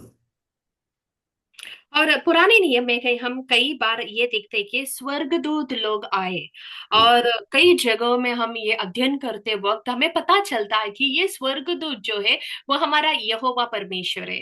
യാ ആ ഈ മൂന്ന് സ്വർഗദൂതന്മാര് അബ്രഹാമിന്റെ അടുക്കൽ വന്നപ്പോൾ രണ്ടുപേര് സോതോമിലോട്ട് പോകുമ്പോൾ ഒരു ദൂതൻ അവിടെ പറഞ്ഞ യഹോവ അവനോട് സംസാരിച്ചു. और हम उत्पत्ति के किताब में जब देखते हैं कि तीन स्वर्गदूत अब्राहम के करीब पास जब आए, उन तीन स्वर्गदूत में से दो स्वर्गदूत जो है सोदोम की ओर गए, तो एक स्वर्गदूत वहां ठहर कर अब्राहम से बात किया, वो यहोवा परमेश्वर है। അവിടെ ഈ ന്യായാധിപന്മാരുടെ പുസ്തകത്തിന്റെ അകത്ത് പല സ്ഥലങ്ങളിൽ നമ്മൾ ദൂതന്മാരുടെ പ്രത്യക്ഷത കാണുന്നു. न्यायियों का पुस्तक में कई बार हम दूतों के आने के विषय में देखते हैं। അതിന്റെ 6:11, 12, 20 മുതൽ 23 ഇവിടെ എല്ലാം ദൂതന്മാരുടെ കാര്യങ്ങൾ പറയുന്നുണ്ട്. न्यायियों का पुस्तक 6वां अध्याय, उसका 11वां वचन, 12वां वचन, 20 से लेके 23वां वचन, ये ദൂതൻ सब യാ दूतों की। ദൂതൻ എന്നിങ്ങനെ പറഞ്ഞ ശേഷം 23-ാമത്തെ വാക്യം വരുമ്പോഴത്തെ യഹോവ അവനോട്, നിനക്ക് സമാധാനം, ഭയപ്പെടേണ്ട, നീ മരിക്കുകയില്ല എന്ന് പറഞ്ഞു. അപ്പോൾ ആ ദൂതൻ തന്നെയാ സംസാരിക്കുന്നത് കേട്ടോ. അപ്പൊ യഹോവ അവനോ. യാ न्यायियों का पुस्तक 6वां अध्याय का 11वां वचन, 12वां वचन, 20 वचन से हम पढ़ते जब आते वक्त वहां पर दूत दूत दूत दूत ऐसा लिखा है, लेकिन 23वां वचन में आते वक्त हम देखते कि यहोवा ने उससे कहा, तुझे शांति मिले, मत डर, तू न मरेगा। मतलब वो दूत जो है यहोवा परमेश्वर है जो उससे बात कर रहा है, ये व्यक्त ആമേൻ. यहाँ पर लिखा है। ആമേൻ. അപ്പോൾ ഈ 4 വാക്യത്തിന്റെ അകത്ത് നമുക്ക് ഈ ദൂതൻ, ബലവാനായ ദൂതൻ ആരെന്ന് ചിന്തിച്ചു കഴിഞ്ഞാൽ, ഇതെല്ലാം കൂടെ കണക്ട് ചെയ്യുമ്പോൾ നമ്മുടെ കർത്താവായ യേശു ക്രിസ്തുവാണ് ഈ ദൂതൻ എന്ന് നമുക്ക് അറിയുവാനിടയാണ്. और ये सब जब हम कनेक्ट करते हैं तो ये शक्तिशाली स्वर्गदूत हमारा यीशु मसीह है करके ആ हमें पता। എല്ലാ യോഗ്യതയും നമുക്ക് ആ വാക്യങ്ങളിൽ കൂടെ എല്ലാം പഠിക്കുമ്പോൾ മനസ്സിലാവും. പക്ഷെ അനേക വ്യാഖ്യാതാക്കൾ ഇതിനെ വേറെ തരത്തില് വ്യാഖ്യാനിക്കുന്നുണ്ട്. और ये सारी योग्यताओं को जब हम अध्ययन करते हैं, इससे पता चलता है ये स्वर्गदूत जो शक्तिशाली है हमारा यीशु मसीह है, लेकिन कई व्याख्यान करने वाले जो है इसे अलग अलग रीति में बताते हैं। ഓക്കെ. അപ്പൊ ഈ നമ്മള് ചൂടെ അതിന്റെ അടുത്ത തലത്തിലേക്ക് നമ്മളിപ്പോ ഒന്നാമതായിട്ട് ചിന്തിക്കേണ്ട ഒരു കാര്യം, ഈ 10ഉം 11ഉം അധ്യായം അതൊരു കണക്റ്റഡ് ആയിട്ട് നമുക്ക് പഠിക്കണം. और दूसरी बात, हम ये जो 10वां अध्याय और 11वां अध्याय जो एक साथ कनेक्ट करके पढ़ना है।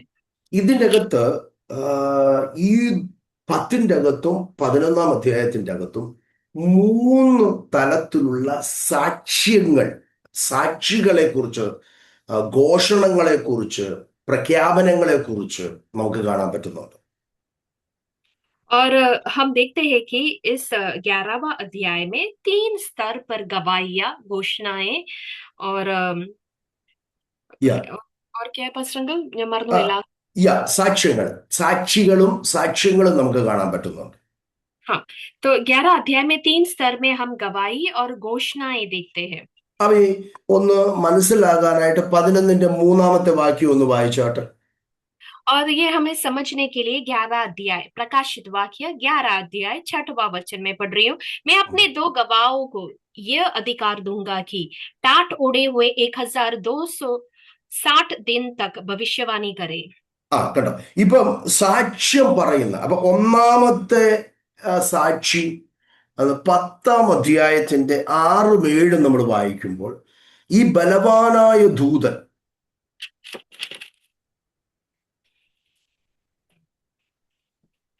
ഒരു सबसे पहला പറഞ്ഞു.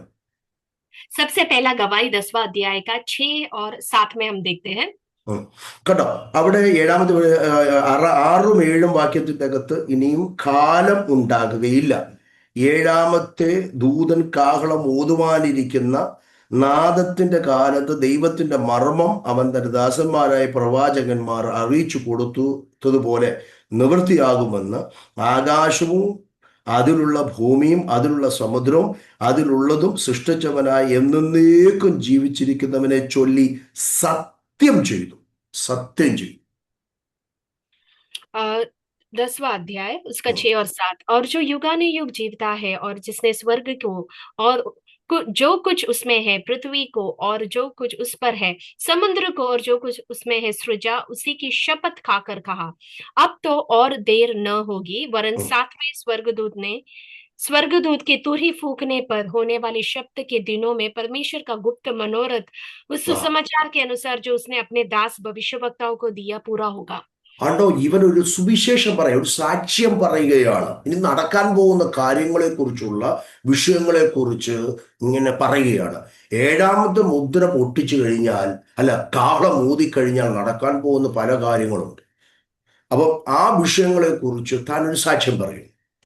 7वां तुरही फूकने के बाद कई घटनाएं होते हैं, उसमें हम देखते हैं कि यहाँ पर सुसमाचार की घोषणा कर रहे हैं। അവിടെ സെയ്സ് ടെസ്റ്റ് അല്ലെങ്കിൽ ആ ബലവാനായ ദൂതന്റെ സാക്ഷ്യം, സത്യം പറയുന്ന ആ സാക്ഷ്യവചനത്തെ നമുക്ക് കാണാൻ കഴിയുന്നു.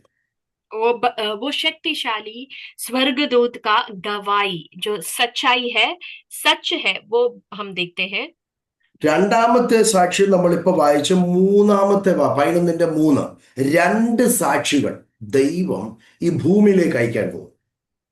और दूसरा गवाही हम देखते हैं 11 अध्याय का 3 वचन में, परमेश्वर जो है 2 गवाहों को पृथ्वी पर भेजते हैं। देखो, ഞാൻ എൻ്റെ 2 സാക്ഷികൾക്ക് വരം നൽകും.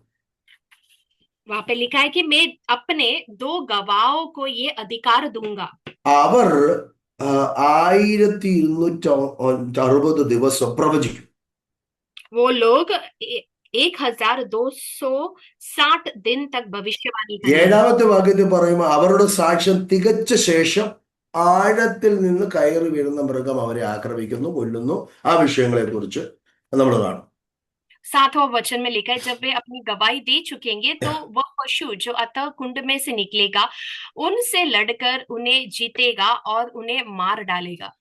കേട്ടോ, 3ാമത്തെ സാക്ഷ്യം तीसरा गवाही ആ 15 മുതൽ 18 വരെയുള്ള വാക്യത്തിന് നമ്മൾ വായിക്കുന്നു. उसका 15वां वचन से लेके 17वां वचन में है।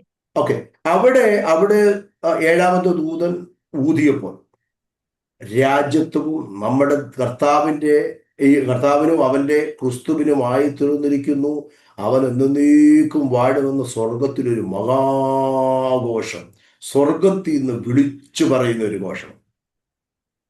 हम देखते हैं कि 15वां वचन में, जब 7वें दूत ने तुरही फूकी तो स्वर्ग में इस विषय में बड़े बड़े शब्द होने लगे, जगत का राज्य हमारे प्रभु का और उसके मसीह का हो गया और वो युगानुयुग राज्य करेगा।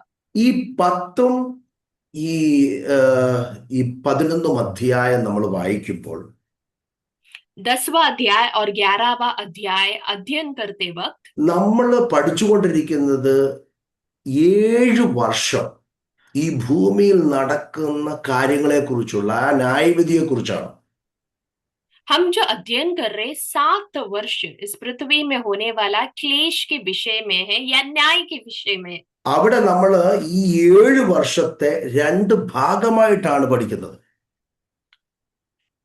और इस 7 वर्ष को हम 2 भाग में अध्ययन कर रहे हैं.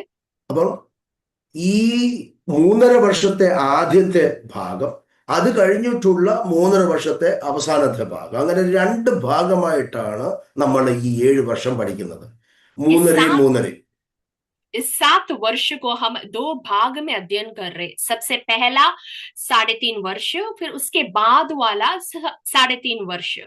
അപ്പൊ ഈ 10-11 അധ്യായത്തിന്റെ അകത്ത് സംഭവിക്കുന്നത്, और ये 10वां और 11 अध्याय में जो कुछ भी घटनाएं होती है, ഈ 2 ഭാഗങ്ങളുടെയും മധ്യത്തിലാണ്. और ये घटनाएं जो है ये 2 भाग के बीच में घटने वाली അപ്പൊ ഈ बातें. ആദ്യത്തെ 3.5 വർഷം കഴിഞ്ഞു, രണ്ടാമത്തെ 3.5 വർഷം തുടങ്ങുന്നു. അതിന്റെ മധ്യത്തിൽ നടക്കുന്ന സംഗതിയാണ് ഈ 10-ാമത്തെയും 11-ാമത്തെയും അധ്യായത്തിന്റെ അകത്തെ കാര്യം. 10वां और 11वां अध्याय में घटने वाली बातें पहला 3.5 वर्ष का आखिर में और अगला जो 3.5 वर्ष का शुरुआत, इन दोनों के बीच में घटने वाली बातें हैं. അപ്പൊ നമുക്കത് ഒന്നുകൂടെ ഒന്ന് അറിയാനായിട്ട് കുറെ വാക്യങ്ങൾ ഒന്ന് വായിച്ചു കഴിഞ്ഞാൽ നമുക്കത് മനസ്സിലാവും. 3.5 വർഷം കഴിഞ്ഞ ആ മധ്യസമയത്ത് നടക്കുന്ന ചില സംഗതികളാണ് ഈ 10-ഉം 11-ഉം. और ये साबित करने के लिए हम कुछ वचन को जो है पढ़ेंगे. 11-ന്റെ രണ്ടാമത്തെ വാക്യം ഒന്ന് വായിക്കാം. 11 अध्याय का दूसरा वचन. पर ആ, मंदिर के बाहर का आंगन छोड़ दे, उसे मत नाप, क्योंकि वह अन्य जातियों को दिया गया है, और ആ, वे पवित्र नगर को 42 महीने तक रौंदेंगे. ആ. 42 എന്ന് പറയുമ്പോൾ തന്നെ 3.5 വർഷം. ഓക്കെ. अ, पह- അപ്പം पहला 42 महीना मतलब 3.5 वर्ष. ഓക്കെ, അതിന്റെ മൂന്നാമത്തെ വാക്യം കൂടെ ഒന്ന് വായിച്ചാട്ടെ. മൂന്നാമത്തെ വാക്യം ഒന്ന് വായിച്ചാട്ടെ. तीसरा पद पढ़ रही हूं. मैं अपने 2 गवाहों को ये अधिकार दूंगा कि टाट ओढ़े हुए 1260 दिन तक ആ भविष्यवाणी ദിൻ. करें. അപ്പൊ ആ വാക്യത്തിന്റെ അകത്ത് നമുക്ക് മനസ്സിലാവുന്നു കേട്ടോ. ഇതിന്റെ ഇടയ്ക്കുള്ള പീരീഡുകളിൽ 40 വീക്ക് അല്ലെങ്കിൽ 42 വീക്കിന്റെ ഇടയിലുള്ള സംഗതികളാണ് ഇവിടെ നമ്മൾ ഈ കാണുന്നത്. ये वचन से हमें पता चलता है कि ये जो घटनाएं जो भी हो रही है पहले 3.5 और दूसरे 3.5 वर्ष के बीच वाली बातें हैं. 42 മാസം. അപ്പോൾ തന്നെ അവിടെ എഴുതിയിരിക്കുന്നത് 1260 ദിവസം. അപ്പൊ ഇത് 2-3.5 വർഷം കഴിഞ്ഞിട്ടുള്ള വിഷയങ്ങളാണെന്ന് നമുക്ക് കാണാൻ കഴിയുന്നുണ്ട്. सो पहला 42 महीने और 1260 दिन. അപ്പൊ ये മോളെ 12-ാം അധ്യായത്തിന്റെ 6-ാമത്തെ വാക്യം ഒന്ന് വായിച്ചാട്ടെ. 12वां अध्याय उसका 6वां वचन. और वह स्त्री उस जंगल को भाग गई जहां परमेश्वर की ओर से उसके लिए एक जगह तैयार की गई थी, कि वहां वह 1260 दिन तक അപ്പൊ पाली. അടുത്ത 3.5 വർഷത്തേക്ക് ആ സ്ത്രീ ഓടിപ്പോവുകയാണ്, അവളെ സംരക്ഷിക്കേണ്ട സമയമാണ്. അപ്പൊ അവിടേക്ക് സ്ഥലത്തേക്ക് പോവുക. അത് തുടങ്ങുന്നതിന് മുമ്പ് അപ്പൊ ചിന്തിച്ചോണം, ഈ 3.5 വർഷവും ഈ 3.5 വർഷത്തിന്റെ ഇടയിലുള്ള സംഗതിയാണ് 10-ഉം 11-ഉം അധ്യായത്തിൽ സംഭവിക്കുന്നെന്നുള്ള കാര്യം മനസ്സിൽ വെക്കുക. അതിന്റെ 14-ാമത്തെ വാക്യം കൂടെ ഒന്ന് വായിച്ചു.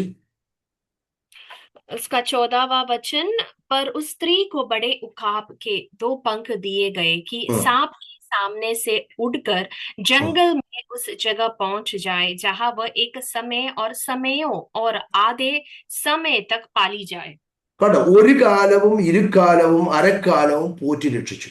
അപ്പോൾ അത് തന്നെ ഒരു കാലം എന്ന് പറഞ്ഞു കഴിഞ്ഞാൽ 1 വർഷം, ഇരുക്കാലം എന്ന് പറഞ്ഞാൽ 2 വർഷം, അത് കഴിഞ്ഞാൽ അരക്കാലം എന്ന് പറഞ്ഞാൽ 1/2 വർഷം. അപ്പം ടോട്ടൽ 3.5 വർഷം. ये 14वां वचन में लिखा है कि एक समय मतलब 1 वर्ष, फिर हम देखते हैं फिर समय मतलब 2 वर्ष, और हम आखिर में देखते हैं आधे समय मतलब आधा वर्ष. ये टोटल करके देखेंगे तो 3.5 वर्ष होता है. ആ 13-ാം അധ്യായത്തിന്റെ 5-ാമത്തെ വാക്യം കൂടെ ഒന്ന് വായിച്ചാട്ടെ. 13-ന്റെ 5-ാമത്തെ വാക്യം ഒന്ന് വായിച്ചാട്ടെ. 13वां अध्याय का 5वां वचन. बड़े बोल बोलने और निंदा करने के लिए उसे एक मुंह दिया गया, और उसे 42 महीने तक काम करने का अधिकार दिया गया. അപ്പൊ അപ്പൊ ഇതുകൊണ്ട് ഇവിടെയും 3.5 വർഷം. 42 എന്ന് പറയുമ്പോഴത്തേക്ക് നമ്മൾ കണക്ക് കൂട്ടുമ്പോൾ 3.5 വർഷം. यहाँ ആ पर भी ഗ്രേറ്റ് ട്രിബുലേഷന്റെ സമയത്ത് കയറി ഈ ആന്റിക്രൈസ്റ്റിന്റെ വിഷയത്തെ കുറിച്ചാണ് അവിടെ സംസാരിക്കുന്നത്. അപ്പോൾ ആ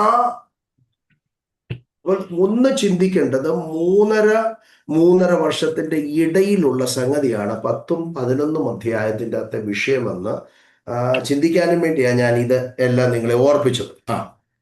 13वां अध्याय का 5वां वचन में 42 महीना जो है 3.5 वर्ष है, वो एंटी क्राइस्ट विरोधी मसीह के विषय में। तो ये सारे वचन मैंने आपको इसके लिए बताया, ये 11 और 10 और 11 अध्याय की घटनाएं जो है पहले 3.5 वर्ष, दूसरे 3.5 वर्ष के बीच में होने वाली बातें हैं। അപ്പം നമ്മള് ദാനിയേൽ പ്രവചനം പഠിച്ചായിരുന്നു. ദാനിയേൽ പ്രവചനം നമ്മൾ പഠിച്ചായിരുന്നു ആദ്യം. हमने दानियल का पुस्तक पहले अध्ययन किया था. അപ്പൊ വിരോധി മസീഹ് അല്ലെങ്കിൽ എതിർ ക്രിസ്തുവിന്റെ വരവിനെ കുറിച്ചുള്ള ഒരു പാട്ട് നമ്മൾ 7-ാം അധ്യായത്തിന്റെ 24-25 വാക്യത്തിന്റെ അകത്ത് നമ്മൾ പഠിച്ചായിരുന്നു. हमने विरोधी मसीह के विषय में 7वां अध्याय दानियल 7 उसका 24-25 में पढ़ा था. ഓക്കെ, അപ്പൊ അവിടെയും നമുക്ക് ഈ സംഗതി കിട്ടുന്നുണ്ട്. 25-ാമത്തെ വാക്യം ഒന്ന് വായിക്കാമോ? 7:25 ദാനിയേൽ പ്രവചനം. 7:25 दानियल का पुस्तक 7:25 और वह परम प्रधान के विरोध बातें कहेगा और परम प्रधान के पवित्र लोगों को पीस डालेगा और समयों और व्यवस्था के बदल देने का आशा करेगा और 3.5 काल तक वे सब उसके वश में कर दिए जाएंगे. കാലവും കാലങ്ങളും കാലാംശവും അങ്ങനുണ്ടോ? നമ്മുടെ ഈ ഹിന്ദിക്കകത്തുണ്ടോ? കാലവും കാലങ്ങളും കാലാംശവും അവനവന്റെ കയ്യിൽ ഏൽപ്പിക്കപ്പെട്ടിരിക്കുന്നു.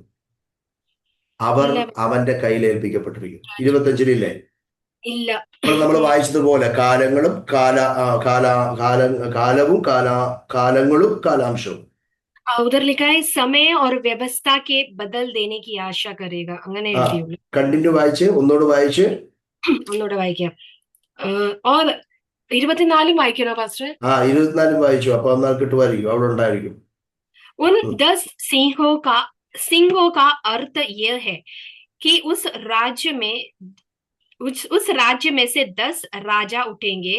उनके बाद उन पहलों से भिन्न एक और राजा उठेगा जो 3 राजाओं को गिरा देगा और वह परम प्रधान के विरुद्ध बातें करेगा और परम प्रधान के पवित्र लोगों को पीस डालेगा और समयों और व्यवस्था के बदल देने की आशा करेगा, वरन 3.5 काल तक वे सब उसके 3.5 वही बस हो गया.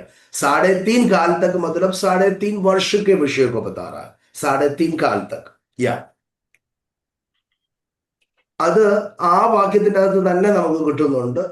3.5 വർഷം, അവസാനത്തെ 3.5 വർഷം കഠിനമായിട്ടുള്ള മഹാക്ലേശമായിരിക്കും, ഗ്രേറ്റ് ട്രിബുലേഷന്റെ സമയമായിരിക്കും. उस वचन में स्पष्ट लिखा है कि आखिर का 3.5 वर्ष में जो है महाक्लेश का समय है. പിന്നെ 9-ാം അധ്യായത്തിന്റെ അകത്ത് നമ്മൾ വായിച്ചത് 9:27 മുതൽ നമ്മൾ വായിക്കുമ്പോഴത്തേക്ക് അവിടെയും ഈ 3 വർഷത്തിന്റെ വിഷയത്തെ അല്ലെങ്കിൽ ആ 7 വർഷത്തിന്റെ വിഷയത്തിലെ ആ വിഷയങ്ങൾ നമ്മൾ കാണുന്നു. और 9वां अध्याय का 27 वचन में भी हम ये 3.5 वर्ष के विषय में നമ്മളൊന്ന് വായിച്ച അതിന്റെ 27-ാമത്തെ വാക്യം ഒന്ന് വായിച്ചേ. അപ്പൊ ആ 7 വർഷത്തിന്റെ മധ്യത്തിൽ എന്ന് പറഞ്ഞൊരു വാക്യം വരും.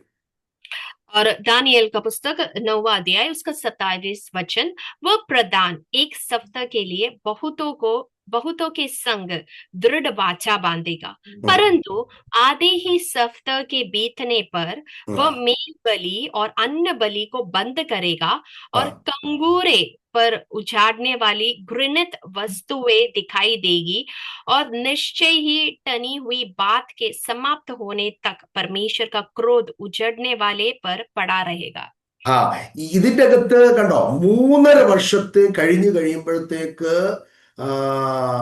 ഇനി വരാനിരിക്കുന്ന 3.5 വർഷത്തിന്റെ അകത്തെ മഹാക്ലേശത്തെ കുറിച്ചുള്ള വിവരണങ്ങള് ഈ നമ്മളിപ്പം കാണുന്നത്. അപ്പൊ 3.5 വർഷം സമാധാനത്തിൻ്റെതായിട്ട് അവൻ തുടങ്ങി പിന്നെ അവൻ നിയമങ്ങളെ കഠിനമാക്കി ഇസ്രായേലിനെ പീഡിപ്പിച്ച് പിന്നെയുള്ള 3.5 വർഷം വിരോധി മസി അല്ലെങ്കിൽ എതിർക്രിസ്തുവിന്റെ കഠിനമായ ഭരണം ഈ ഭൂമിയിൽ ഉത്ഭവിക്കാൻ പോകുന്നതിനെ കുറിച്ചുള്ള വിവരണങ്ങളാണ് നമ്മൾ ഈ അറിയുന്നത്. അപ്പോൾ ഈ 2-3.5 വർഷത്തിൻ്റെയും മധ്യത്തിൽ അല്ലെങ്കിൽ 7 വർഷത്തിന്റെ 2 ഭാഗത്തിന്റെ മധ്യത്തിൽ നടക്കുന്ന കാര്യങ്ങളാണ് ഈ 10-11 അധ്യായത്തിന്റെ അകത്ത് നമ്മൾ കാണുന്നത്.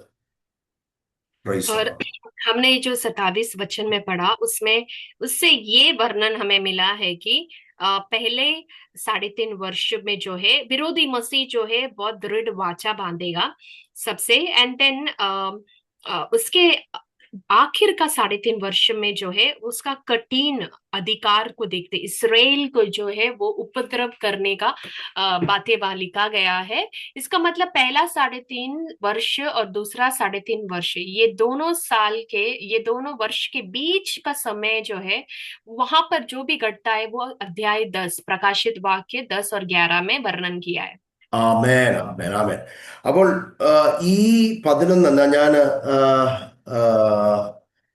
ഈ 10ാം അധ്യായത്തിന്റെ 5 മുതൽ 7 വരെയുള്ള ആ വാക്യങ്ങളിൽ നമ്മൾ പഠിക്കുമ്പോഴത്തേക്ക് അവിടെ കാണുന്ന ദൂതന്റെ സാക്ഷ്യം, നിർദ്ദേശം അല്ലെങ്കിൽ പ്രഖ്യാപനം എന്തുവാണെന്ന് നമ്മൾ കാണുകയാണ്. 10वां अध्याय का 5 से लेके 7वां वचन में हम देखेंगे ये स्वर्गदूत की घोषणाएं क्या है। ഘോഷണ ക്യാ ഹെ. അപ്പൊ 5 മുതൽ ഒന്നൊന്ന് വായിച്ചേ മോളെ. 5 മുതൽ ഒന്ന് വായിച്ചു. 10 का 5 से मैं पढ़ रही हूँ। प्रकाशित वाक्य, जिस स्वर्गदूत को मैंने समुद्र और पृथ्वी पर खड़े देखा था उसने अपना दाहिना हाथ स्वर्ग की ओर उठाया, और जो युगान युग जीविता है और जिसने स्वर्ग को और जो कुछ उसमें है और पृथ्वी को और जो कुछ उस पर है और समुद्र को और जो कुछ उसमें है सृजा, उसी की शपथ खाकर कहा अब तो और देर न होगी। ഹല്ലേലൂയ. ഇവൻ കരങ്ങളെ ഉയർത്തിയ ദൂതൻ സ്വർഗത്തിലേക്ക് കരങ്ങളെ ഉയർത്തി സമുദ്രത്തിലും കരയിലും കാല് വെച്ചുകൊണ്ട് സ്വർഗത്തിലേക്ക് കരങ്ങളെ ഉയർത്തി ഒരു വലിയ പ്രഖ്യാപനം ഘോഷിക്കുകയാണ്. ഇനിയും കാലം ഉണ്ടാകുകയില്ല. और ये जो स्वर्गदूत है, ये शक्तिशाली स्वर्गदूत एक पाँव समुद्र एक पाँव पृथ्वी पर रखकर उसकी हाथ स्वर्ग की ओर उठाकर एक बड़ा घोषणा करता है कि अब तो और देरी न होगी। ആമേൻ.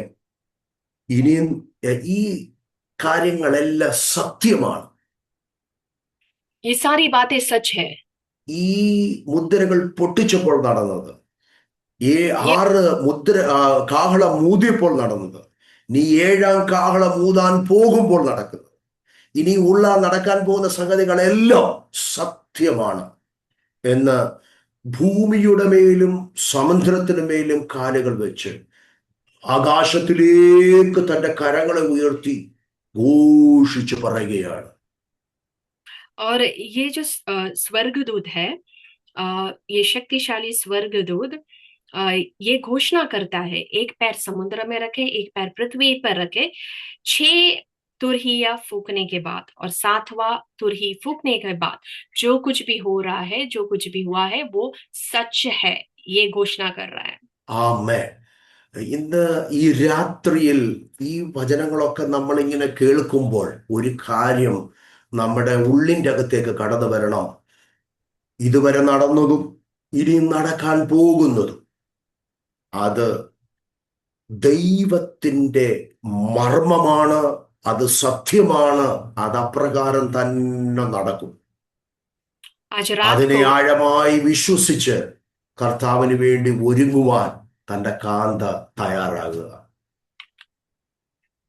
आज रात को मुझे सुनने वाले आप सब लोग ये एक बात की ओर गौर करना है, हालेलुया, जो इससे पहले हुआ, जो हो रहा है और जो होने वाला है, ये मर्म सच है।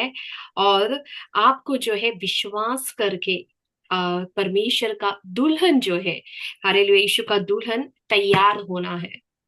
ഈ വെളിപ്പാട് പുസ്തകത്തിന്റെ അകത്ത് പറഞ്ഞിരിക്കുന്ന ആ വെളിപ്പാടുകൾ ഒരു സാധാരണ വ്യക്തി വായിക്കുമ്പോൾ, കേൾക്കുമ്പോൾ അവന് എന്തോ കഥ പോലെ അവിശ്വസനീയമായ തരത്തിൽ അതിനെ കാണുവാൻ, കേൾക്കുവാൻ കഴിയും. എന്നാൽ ഒരു സത്യം ഈ വചനം വിളിച്ചു പറയുന്നുണ്ട്. ദൈവത്തിന്റെ മർമ്മം അവൻ തന്റെ ദാസന്മാരായ പ്രവാചകന്മാർക്ക് അറിയിച്ചു കൊടുത്തതുപോലെ നിവർത്തിയാകുമെന്ന് ആകാശവും അതിലുള്ള ഭൂമിയും അതിലുള്ള സമുദ്രവും അതിലുള്ള സൃഷ്ടിച്ചവനായ എന്നേക്കും ജീവിക്കുന്നതിനെ കൊണ്ട് ചൊല്ലി സത്യം ചെയ്യുകയാണ്. അത് നിവർത്തിക്കുക തന്നെ ചെയ്യും. इस प्रकाशित वाक्य में जो कुछ भी प्रकटीकरण या प्रकाशन दिया है वो साधारण मनुष्य के लिए एक कहानी या अविश्वसनीय बात लगेगा, लेकिन सच्चाई ये है परमेश्वर ने ये सारे मर्म जो है अपने भविष्य वक्ताओं को जो है प्रकटीकरण कर कर बताया है कि जो युग युग तक जीवित है वाला परमेश्वर स्वर्ग में जो है, पृथ्वी पर जो है, समुद्र पर जो है, जिसने सब ആമേൻ, क्या है वो शपथ करके जो है कहता है ये सब जो है सच होगा। ആമേൻ. ഞാൻ തന്നെ സത്യം എന്ന് അരുളി ചെയ്ത സത്യം, മാനവരാശിക്ക് വേണ്ടി ക്രൂശിൽ മരിച്ച ജീവനുള്ള സത്യമായ കർത്താവിൻ്റെ സത്യത്തിൻ്റെ ഘോഷണമാണ് ആ വാക്യങ്ങളിൽ നമ്മൾ കാണുവാൻ കഴിയുന്നത്. കർത്താവ് ഒരിക്കലും കള്ളം പറയുകയില്ല. നമ്മുടെ കർത്താവ് പറഞ്ഞതുപോലെ തന്നെ ഈ വരും കാലങ്ങളിൽ ഈ ഭൂമിയിൽ സംഭവിക്കാൻ പോകുകയാണ്. സ്തോത്രം. और ആമേൻ. यीशु मसीह कहते हैं कि मैं सच हूँ, ट्रूथ। मानव राशि के लिए, मानव के लिए, सारे मानव राशि के लिए क्रूस पे मरा हुआ यीशु मसीह जो है एक सच्चाई का घोषणा करता है कि वो परमेश्वर है, वो सच्चा है। और प्रभु कभी भी झूठ नहीं बोलता। उन्होंने जो कुछ भी कहा है, जो कुछ भी मर्म बताया है, जो घटा है, जो घट रहा है और जो होने वाला है, ये दुनिया में सच होगा। ആമേൻ. ഹല്ലേലൂയ. വലിയ പ്രഖ്യാപനം. സത്യത്തിന്റെ ദൈവ മർമ്മത്തിന്റെ നിവൃത്തിയാകാൻ പോകുന്നതിന്റെ ആ ഒരു ഒരു ഘോഷണമാണ് നമ്മൾ അവിടെ കാണുന്നത്. एक सच्चाई का एक बड़ा घोषणा हम उस वचन में देखते हैं। ആമേൻ, ആമേൻ, ആമേൻ. 8 മുതൽ 11 വരെയുള്ള വാക്യത്തിന്റെ അകത്ത് ദൂതൻ യോഹന്നാന് കൊടുക്കുന്ന ചില നിർദ്ദേശമാണ് നമ്മൾ വായിക്കുന്നത്. और उसी अध्याय 10वां अध्याय का 8 से लेके 11वां वचन स्वर्गदूत जो है यूहन्ना को कुछ निर्देशन दे रहे हैं। അവിടെ അവിടെ ഞാൻ സ്വർഗ്ഗത്തിൽ നിന്ന് ശബ്ദം കേട്ടു. പിന്നെ നീ എന്നോട് സംസാരിച്ചു. നീ ചെന്ന് സമുദ്രത്തിന് മേലും ഭൂമിയിന് മേലും നിൽക്കുന്ന ദൂതന്റെ കയ്യിൽ നിന്ന് തുറന്നിരിക്കുന്ന പുസ്തകം വാങ്ങുക എന്ന് കൽപ്പിച്ചു. ഞാൻ ദൂതന്റെ കയ്യിൽ ചെന്ന് ആ ചെറുപുസ്തകം തരുവാൻ പറഞ്ഞു. അവൻ എന്നോട്, നീ ഇത് വാങ്ങി തിന്നുക, അത് നിന്റെ വയറ്റിന് കയ്പിക്കും, എങ്കിലും വായിൽ തേൻ പോലെ മധുരിക്കുമെന്ന് പറഞ്ഞു. और वो 10वां अध्याय का 8 से कुछ वचन, इस जिस शब्द को मैंने स्वर्ग से बोलते सुना था वह फिर मेरे साथ बातें करने लगा। जा, जो स्वर्गदूत समुद्र और पृथ्वी पर खड़ा है उसके हाथ में की खुली हुई पुस्तक ले ले। मैंने स्वर्गदूत के पास जाकर कहा, ये छोटी पुस्तक मुझे दे। उसने मुझसे कहा, ले, इसे खा ले। ये तेरा ആമേൻ, पेट कड़वा तो करेगा पर तेरे मुंह में मधु सी मीठी लगेगी। ആമേൻ, ആമേൻ, ആമേൻ. ഇത് എസെക്കേലിനോടും ഒക്കെ ദൈവത്തിന്റെ ആത്മാവ് ഇതുപോലെ സംസാരിച്ചിട്ടുണ്ട്. പ്രവചനങ്ങളാണ് നടക്കാൻ പോകുന്ന കയ്പിന്റെ പ്രവചനങ്ങൾ, ന്യായവിധിയുടെ പ്രവചനങ്ങൾ, സംഭവിക്കാൻ പോകുന്ന വലിയ പീഡയുടെ പ്രവചനങ്ങൾ, വേദനപ്പെടുത്തുന്ന പ്രവചനങ്ങൾ ദൈവം തന്നെ തന്റെ ദാസന് കൊടുക്കുകയാണ്.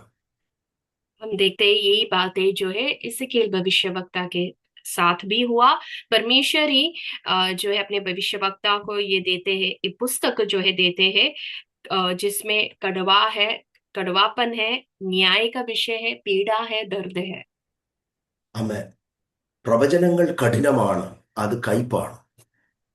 भविष्यवाणी जो है वो थोड़ा कठिन है, वो कड़वा है। പക്ഷേ അത് പ്രവാചകന്റെ വായിലെ വചനമായതുകൊണ്ട് അത് മധുർസേവി മധുർ ഹെ. അത് അത് വളരെ തേൻ പോലെയുള്ള മധുരമുള്ളതാണ്. കാരണം അത് ദൈവത്തിന്റെ വചനം. क्योंकि वो परमेश्वर का वचन है, इसलिए भविष्यवक्ता के मुंह में वो जो है मधु समान मीठा भी है। उनको बोलना ही बोलना है. इसका मतलब അവർക്കത് പറഞ്ഞേ പറ്റത്തുള്ളൂ. ആമേൻ. അനേകം വംശങ്ങളോട്, ജാതികളോട്, ഭാഷക്കാരോട്, രാജാക്കന്മാരെ കുറിച്ചുള്ള പ്രവചനമാണ് അതിൻ്റെ അകത്ത്. सो खुली हुई पुस्तक में जो है बहुत से लोगों के लिए, जातियों के लिए, भाषाओं के लिए, राजाओं के विषय में जो है कहा गया हुआ भविष्यवाणी है। ആമേൻ. ഹല്ലേലൂയ. ഈ 10-ാം അധ്യായം വളരെ ബ്യൂട്ടിഫുൾ ആയിട്ടുള്ള ഒരു അധ്യായമാണ്. ബലവാനായ ദൂതൻ യേശുക്രിസ്തുവാണെന്ന് നമ്മൾ കാണുവാനിടയായി. ആ യേശു കർത്താവാണെന്നുള്ളതിൻ്റെ ഒരുപാട് തെളിവുകൾ ആ ദൂതന്റെ ആണുള്ള ബന്ധത്തിൽ നമ്മൾ കാണുവാനിടയായി. രണ്ടാമത്, ദൈവത്തിൻ്റെ കാര്യങ്ങൾ, ദൈവം ചെയ്യാൻ പോകുന്നതും ഇതുവരെ ചെയ്തതും നടക്കാൻ പോകുന്നതെല്ലാം സത്യമാണ്, അത് നിവർത്തിക്കപ്പെടുമെന്നുള്ള ഒരു വലിയൊരു ആഹ്വാനം നൽകുന്നു. ആ ചെറുപുസ്തകത്തിൽ ഇനിയും വളരെ കൈപ്പേറിയ പ്രവചനങ്ങൾ വരും തലമുറകളിൽ, രാജ്യങ്ങളിൽ, ഭാഷകളിൽ, വംശങ്ങളിൽ നടക്കാൻ പോകുന്നു. ഇതെല്ലാം സത്യമാണ്. കാരണം നമ്മുടെ ദൈവം സത്യമാണ്, അവൻ സത്യം മാത്രമേ പറയുകയുള്ളൂ. ആമേൻ. हम देखते हैं कि 10वां अध्याय जो है एक बहुत ही सुंदर अध्याय है, जहां पर हमने आज अध्ययन किया कि शक्तिशाली स्वर्गदूत जो है यीशु मसीह है, और उसको सपोर्ट करते हुए कई वचन जो है हमने यहाँ पर देखा, पढ़ा भी है। और ये जो सच की घोषणा है वो भी हमने देखा, जो ये स्वर्गदूत कर रहा है, जो घटा हुआ बात है, जो घट रहा है, जो होने वाली है, ये सारी बातें सच है, वो वैसे ही होगा। फिर हमने देखा कि एक छोटी सी खुली हुई पुस्तक जिसमें जो है कड़वी बातें हैं, जो बहुत सारे लोगों के लिए, जातियों के लिए, भाषा, राजाओं के लिए भविष्यवाणी के तौर पर जो है यूहन्ना को खाने को दिया था। और ये सारी बातें सच है, क्योंकि हमारा परमेश्वर केवल सच ही बोलता है, सच के अलावा वो कुछ नहीं करता। ആമേൻ. ദൈവം നിങ്ങളെ എല്ലാവരെയും ഈ വചനങ്ങളാൽ സഹായിക്കട്ടെ, അനുഗ്രഹിക്കട്ടെ. God bless you all. ആമേൻ. परमेश्वर आप सबों को इस वचन से आशीष करे। God bless you all. Thank you pastor ji. बहुत ही सुंदर रीति से आज का अध्ययन जो है, हालेलुया, शक्तिशाली स्वर्गदूत कौन है, और उस अध्याय के विषय में गहराई से हमें हालेलुया सिखाया हुआ परमेश्वर के अभिषेक दास को प्रभु बहुताई से अनुग्रह करे, और भी उन्हें ये साल इस्तेमाल करने पाए। परमेश्वर, हम दुआ और प्रार्थनाएं करते हैं। हालेलुया। आगे का समय जो है, यदि किसी को कुछ डाउट है तो पूछ सकते हैं। हमारे पास 10 मिनट का समय है।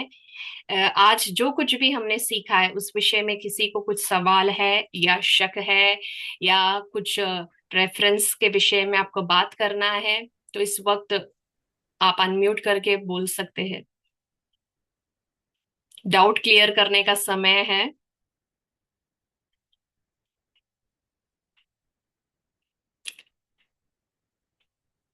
यदि डाउट नहीं है तो हम प्रार्थना करके आज का क्लास यहाँ पर समाप्त करेंगे।